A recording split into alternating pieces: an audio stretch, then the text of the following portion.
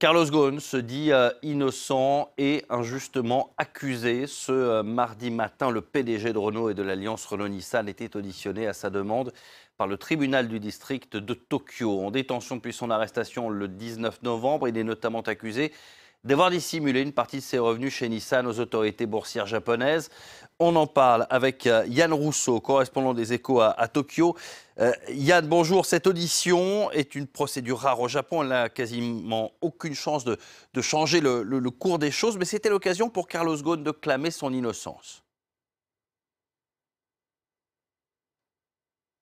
Oui, exactement. C'est un moment très symbolique. Ça ne va pas changer le cours de l'affaire ou son sort judiciaire pour le moment, mais c'était pour la première fois. Il pouvait parler aux médias et donc à l'opinion publique française, japonaise et mondiale. Il pouvait dire qu'il est innocent des faits qui lui sont reprochés. Et c'est ce qu'il a fait. Donc ça a duré de 10h30 heure japonaise vers 12h15.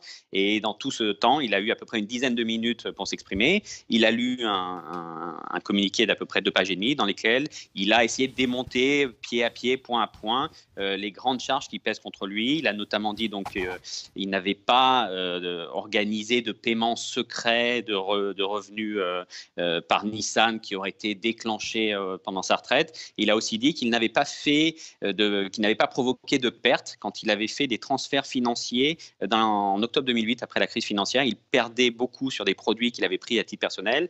Il avait cherché des garanties financières pour pouvoir poursuivre et conserver ses produits. Il dit qu'il a bien fait appel à Nissan, mais que le groupe n'a rien perdu, pas un centime, pas un yen dans cette opération.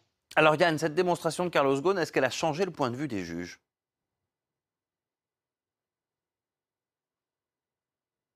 Alors, les juges et le procureur, qui n'a même pas parlé, ils connaissent cet argumentaire. Vous savez, depuis qu'il est détenu depuis le 19 novembre, il y a chaque jour plusieurs auditions de Carlos Ghosn, donc ils connaissent tous les arguments de Carlos Ghosn. Donc c'était vraiment un message de Carlos Ghosn à l'opinion publique, ce n'était pas un message à la justice. Donc ils n'ont rien dit, ils ont dit qu'ils conservaient, qu'ils étaient convaincus qu'il fallait bien maintenir Carlos Ghosn en détention et qu'ils représentait un risque, deux risques. Un, s'il avait été mis en liberté durant l'instruction, il aurait pu aller contacter des gens en relation, en rapport avec le dossier. Il aurait pu peser, tenter de les influencer ou de dissimuler des preuves. Et deux, comme il a des bases étrangères, c'est ce que le juge a dit, des bases dans plusieurs pays, il aurait pu s'échapper, prendre un avion et donc échapper à la justice japonaise. Donc le juge a redit, pour nous, il est normal que vous soyez en détention provisoire encore quelques temps. Maintenant, on va savoir si cette détention est prolongée vendredi 11 janvier. C'est la fin de sa